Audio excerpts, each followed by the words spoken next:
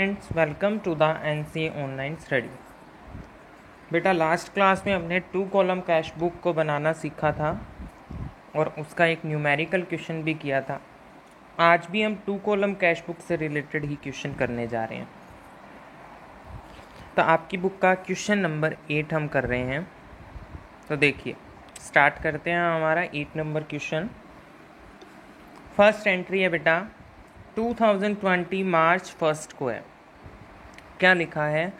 Cash in hand 15,000, cash at bank 5,000। मतलब कि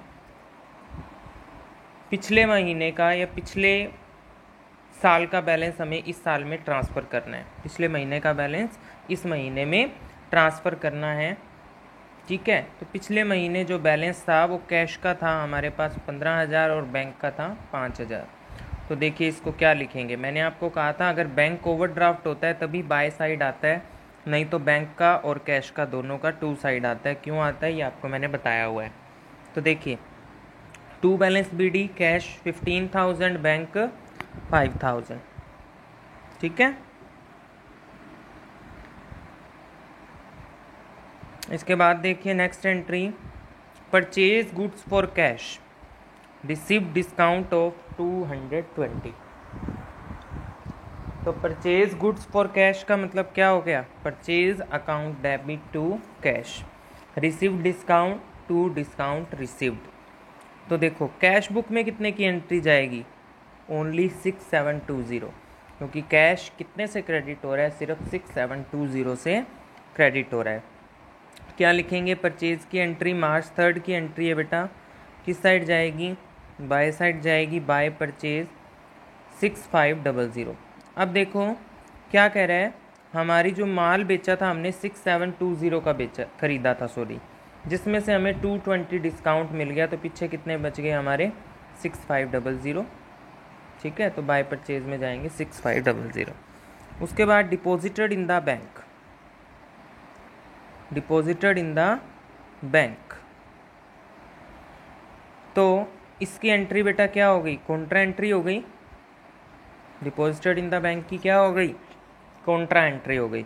तो देखो कॉन्ट्रा एंट्री आपको पता है किस तरह करते हैं। अगर बैंक में डिपॉजिट कराए तो एंट्री क्या हो जाएगी?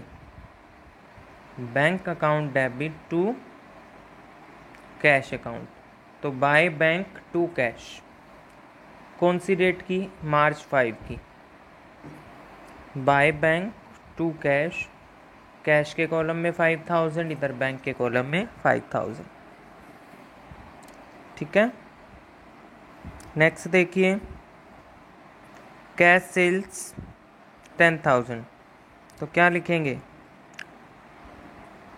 To sales 10,000। इसके बाद कैश विड्रॉन फ्रॉम बैंक, तो इसकी एंट्री क्या हो गई? Cash account debit to bank account. तो क्या हो गई? ये कॉन्ट्रा एंट्री हो गई मार्च 10 की। तो by cash to bank, bank के सामने कैश के कॉलम में और कैश के सामने बैंक के कॉलम में 2000 आ जाए। इसके बाद देखिए बेटा, received 3 months post dated check of 20,000 from Raz and discounted from bank paying discounting charges 750। ये एंट्री बेटा थोड़ा ध्यान से समझना। देखो क्या है, हमें कोई चेक मिला, लेकिन वो क्या मिला? 3 महीने बाद का मिला है। मतलब हमें 3 महीने बाद उसकी कैश पेमेंट मिलेगी। लेकिन क्या हुआ कि हमें उसकी पेमेंट आज ही चाहिए थी, तो हम क्या करते हैं, उसको बैंक से डिस्काउंटेड करा लेते हैं। इस चेक को एक बीआर की तरह ट्रीट किया जाता है, जो पोस्ट डेट का चेक होता है। बीआर बेटा अभी आपका पूरा चैप्टर आएगा, बिल्स रिसीवेबल बोलते हैं। मतलब कि एक श्योरिटी होती है कि हमने जिससे रुपए लेने थे वो हमें एक श्योरिटी दे देता है कि मैं आपको 3 महीने बाद पेमेंट दे दूंगा, तो उसे बोलेंगे बिल्स रिसीवेबल। मतलब कि उससे हमें बिल के पैसे लेने हैं। तो उसको हमने क्या कर लिया, हमें पैसे की जरूरत पड़ी, हम बैंक के पास गए और बैंक को कहा कि 20,000 रुपीज़ का हमारे पास एक राज का दिया हुआ बीआर पड़ा है, आप ये BR ले लीजिए और हमें पैसे दे दीजिए और 3 महीने बाद आपको राज पेमेंट कर देगा। तो बैंक क्या कहता है कि हाँ मैं आपको पेमेंट दे दूंगा, लेकिन मैं अपने कुछ डिस्काउंटेड चार्जेस काटूंगा बीच में से। तो 20,000 के BR के बदले हमें मिलेंगे कितने, 19,250 रुपये। 750 रुपये 750 बैंक क्या कर लेगा, अपने चार्जेस कट कर लेगा। ठीक है, तो हमारी एंट्री क्या हो जाएगी बेटा, bank account debit to BR कितने, 19,250। वैसे एक्चुअल में एंट्री पूरी क्या बनेगी, bank account debit discount account debit to BR, लेकिन जो कैश बुक है उसमें सिर्फ 19,250 ही जाएंगे। क्यों जाएंगे, क्योंकि इसमें हम सिर्फ बैंक की अमाउंट लिखेंगे। ठीक है बेटा, इसके बाद received a cheque from Deepak not banked. Not bank का मतलब क्या है, हमने अभी तक बैंक में जमा नहीं करवाया, इसका मतलब ये क्या हो गया, चेक्स इन हैंड हो गया। तो एंट्री क्या हो जाएगी, cheques in hand account debit to Deepak. तो क्या ये एंट्री इसमें जाएगी, नहीं जाएगी। देख लीजिए आप, ये एंट्री कहीं भी नहीं की हुई है। कौन सी डेट की है, मार्च 18 की। मार्च 18 की एंट्री कहीं भी नहीं की हुई है। इसके बाद check received from Deepak deposited in the bank. अभी ये जो चेक्स इन हैंड हमारे पास था, इसको हमने बैंक में डिपॉजिट करा दिया। तो एंट्री क्या हो जाएगी, bank account debit to cheques in hand. तो एंट्री किस साइड आ जाएगी, टू साइड आ जाएगी, टू चेक्स इन हैंड 5,000। ठीक है, इसके बाद देखिए next entry, paid to Chandra by cheque. हमने चेक से चंद्रा को पेमेंट दी, तो क्या लिखेंगे, बाय चंद्रा 2,500 रुपये। बैंक के कॉलम में जाएंगे क्योंकि हमने पेमेंट की है जो चेक के थ्रू की है। उसके बाद withdrew from bank for personal use. तो इसकी एंट्री क्या होगी, drawings account debit to bank account. तो बाय ड्राइंग्स 1,000। ठीक है, उसके बाद सोल्ड गुड्स टू अशोक, तो टू अशोक 5,000। उसके बाद देखिए बेटा, purchase goods from Chander for 20,000। तो ये एंट्री कैश बुक में नहीं जाएगी क्योंकि ये क्रेडिट परचेज की एंट्री है। Next, received cheque from Ashok and deposited in the bank. तो क्या आ जाएगा, सीधा क्या आ जाएगा, इसकी एंट्री सीधी क्या हो जाएगी, सेम डे डिपॉजिट कराया है इसलिए bank account debit to Ashok. और क्या लिख देंगे, टू साइड लिख देंगे, टू अशोक 5,000। ठीक है बेटा, इस तरीके से आपको ये कैश बुक बनानी है। इसके बाद आप क्या करोगे, वही सिस्टम, इस साइड का टोटल करोगे, ये साइड माइनस करोगे, तो आपके पास क्या आ जाएगा, 15,500। ये साइड का टोटल करोगे, ये साइड माइनस करोगे, 33,750 आ जाएगा बैलेंस, जिसको हम नेक्स्ट डेट को ट्रांसफ़र कर देंगे। ठीक है, तो इस तरीके से बेटा ये कैश बुक का 8 नंबर क्वेश्चन आपको सॉल्व करना है।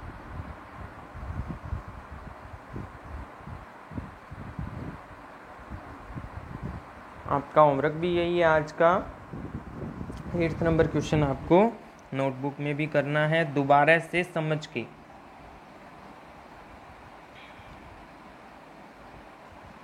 चलिए अब नेक्स्ट क्वेश्चन पर चलते हैं। नेक्स्ट क्वेश्चन है, वो भी कैश बुक का ही है। ठीक है, उसमें भी हमें 2 कॉलम कैश बुक ही बनानी है। 30 नंबर क्वेश्चन करेंगे हम। तो देखिए स्टार्ट करते हैं हमारा 30 number question. Enter the following transaction in 2 column cash book of Gaurav Delhi. कोई गौरव हैं दिल्ली के, उनकी हमें कैश बुक बनानी है, उनके बिजनेस की। तो सबसे पहले बेटा देखो, अप्रैल 1 की एंट्री है, opening balance of cash in hand and opening balance of bank overdraft. तो इसे तो हम क्या लिखेंगे, टू बैलेंस BD। क्या हम इसे टू बैलेंस BD लिख सकते हैं, क्या रहेगा आपका क्वेश्चन, सर क्या हम इसे टू बैलेंस BD नहीं लिख सकते हैं, नहीं लिख सकते बेटा, क्योंकि ये कौन सा है, ओवरड्राफ्ट बैलेंस है। ओवरड्राफ्ट का मतलब हमारा खाता माइनस में जा चुका है, तो हम इसे क्या लिखेंगे, बाय बैलेंस BD। तो देखिए अप्रैल 1 की एंट्री देखो, to balance BD 1 lakh cash का और by balance BD 5 lakh bank का। ठीक है, तो ये अप्रैल 1 की एंट्री आपको इस तरीके से करनी है। ठीक है, नेक्स्ट एंट्री देखते हैं, सोल्ड गुड्स अप्रैल 2 3,48,000, तो आपको पता है ये सीधा 2 सेल्स आ जाएगा और पैसे कहाँ चले जाएंगे, कैश के कॉलम में चले जाएंगे।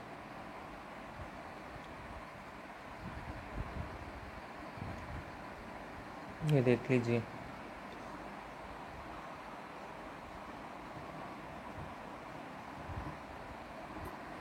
उसके बाद देखिए, sold goods against cheque and paid into the bank on the same day. हमने चेक के थ्रू माल बेचा और हमने सेम डे को डिपॉजिट भी करवा दिया बैंक में, तो एंट्री क्या होगी बेटा, चेक्स इन हैंड नहीं आएगा क्योंकि सेम डे बैंक में डिपॉजिट हो रहा है चेक, तो सीधा एंट्री क्या हो जाएगी, bank account debit to sales account. तो क्या आ जाएगा, 2 सेल्स, क्या लिख देंगे सीधा 2 सेल्स और पैसे डाल देंगे बैंक के कॉलम में। ठीक है, हाँ जी। नेक्स्ट एंट्री देखिए बेटा, sold goods to Reema, payment received by cheque. Reema को माल बेचा और जो हमें पेमेंट हुई वो चेक के थ्रू हुई। उसके बाद देखो बेटा, नेक्स्ट एंट्री में लिख रखा है Reema cheque deposited in the bank.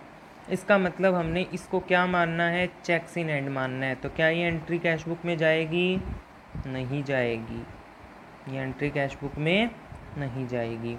Next देखिए, Ram paid by cheque, discount allowed 2000 और Reema cheque deposited in the bank. तो क्या हो जाएगा, राम से हमें पेमेंट मिली, चेक के थ्रू मिली, तो क्या लिखेंगे, अब देखो कहीं भी राम की आगे एंट्री नहीं है, तो इसका मतलब हमने सेम डे डिपॉजिट करा दिया है। तो क्या लिखेंगे, bank account debit to Ram 78,000, और जो रीमा से हमें चेक मिला था 1 लाख का, वो भी अपने बैंक में डिपॉजिट करा दिया, तो 2 चेक्स इन हैंड 1 लाख। ठीक है, उसके बाद देखिए, bought goods from Rahul, bought goods from Rahul paid him by cheque. हमने राहुल से माल खरीदा, हमने उसे चेक से पेमेंट की, और salaries paid by staff to by cheque. तो दोनों ही बैंक की ट्रांजैक्शन है, चेक से पेमेंट हो रही है, तो परचेज किए किससे, राहुल से, और पेड हिम बाय चेक। तो इसका मतलब किस साइड एंट्री जाएगी, बाय परचेज लिखेंगे 44,800, बाय सैलरीज 2,20,000। ठीक है, नेक्स्ट एंट्री देखो, डिपॉजिटेड इन द बैंक, क्या हो गई, कॉन्ट्रा एंट्री हो गई, क्या हो गई, कॉन्ट्रा एंट्री हो गई। तो क्या लिखेंगे इसे, bank account debit to cash account, क्या लिखेंगे, bank account debit to cash account. उसके बाद देखिए,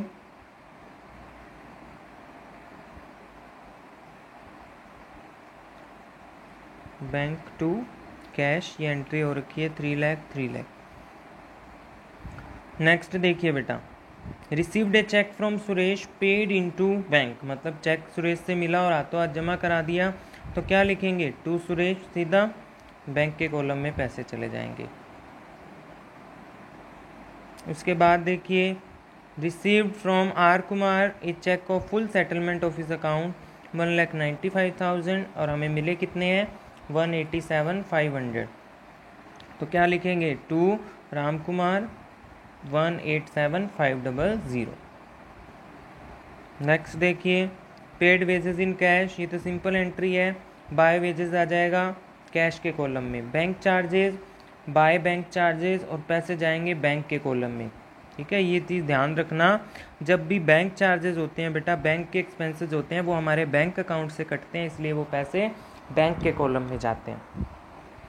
ठीक है, इसके बाद देखिए, विड्रू फ्रॉम बैंक और withdrew from bank for personal use, तो ये तो क्या हो गई, ड्राइंग्स हो गई, और ये ऑफिस यूज़ के लिए पैसा हो गया। तो इसकी तो कॉन्ट्रा एंट्री होगी, इसकी नॉर्मल एंट्री होगी बाय ड्राइंग्स। तो अप्रैल 22 की देखिए, by cash to bank, by cash to bank, ये तो हो गई कॉन्ट्रा, और बाय ड्राइंग्स ये हो गई ड्राइंग्स की। उसके बाद देखिए paid electricity bill by cheque, तो बाय इलेक्ट्रिसिटी बिल बैंक के कॉलम में पैसे चले जाएंगे 31,500।